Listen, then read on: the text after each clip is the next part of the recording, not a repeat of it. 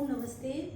आज की क्लास मेरी जो है एसएसटी की क्लास भारत का भूगोल अपवाह तंत्र बहुत ही महत्वपूर्ण टॉपिक है जो कि किसी भी देश की अर्थव्यवस्था का, किसी भी देश की समृद्धि का आधार होता है। बिना अपवाह तंत्र के जीवन संभव नहीं है। तो हम आज जो है इसी टॉपिक पर बात करेंगे। ये जो है मेनली मतलब जीएस का तो है ही, जीएस के पॉइंट ऑफ व्यू से तो इम्पोर्टेंट है ही, पर यहाँ पे मैं 9th क्लास को मेंशन कर रही हूँ। तो ये जो अपवाह तंत्र है काफ़ी महत्वपूर्ण टॉपिक है। देखिए, अपवाह तंत्र किसे कहते हैं? सबसे पहले हमें क्या जानना है कि अपवाह तंत्र के बारे में पढ़ रहे हैं। तो ये अपवाह तंत्र क्या होता है?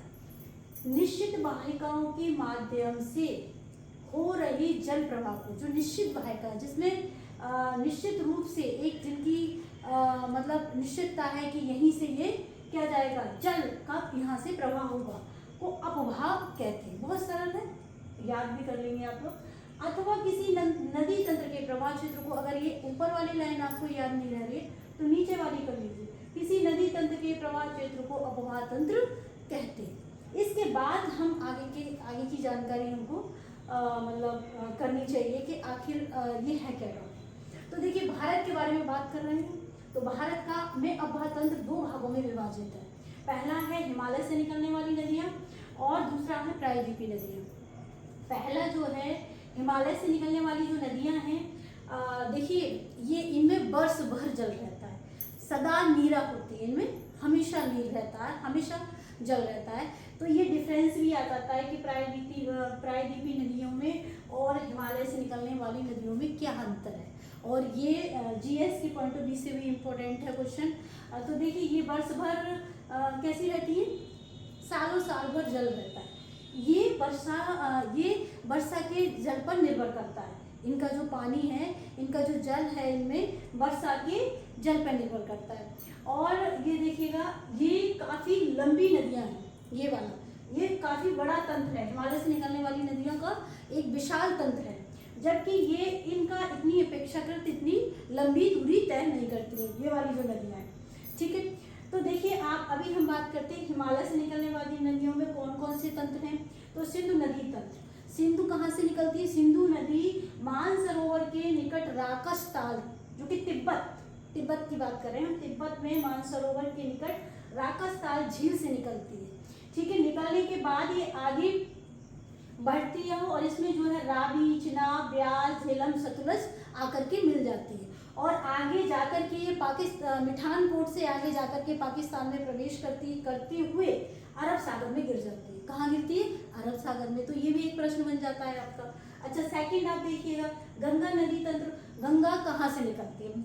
बहुत बेसिक क्वेश्चन है, तो हमें एक शब्द याद रखना है, गंगा गंगोत्री ग्लेशियर से निकलती है।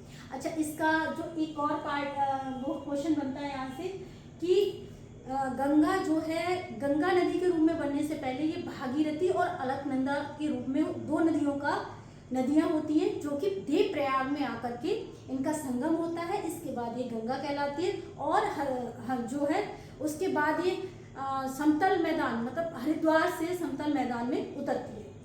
अच्छा, गंगा का भी अपना तंत्र है, बहुत सारी सहायक नदियाँ हैं इसकी, जिनमें मुख्यतः हम देख सकते हैं यमुना है, घाघरा है, गंडक है, कोसी है। तो आपके लिए इम्पोर्टेंट क्या है यहाँ पे कि सिंध गिर रही है अरब सागर में, तो पर गंगा नदी कहाँ गिरती है? जाके बंगाल की खाड़ी में। ये बेसिक डिफरेंस है, याद रखना चाहिए।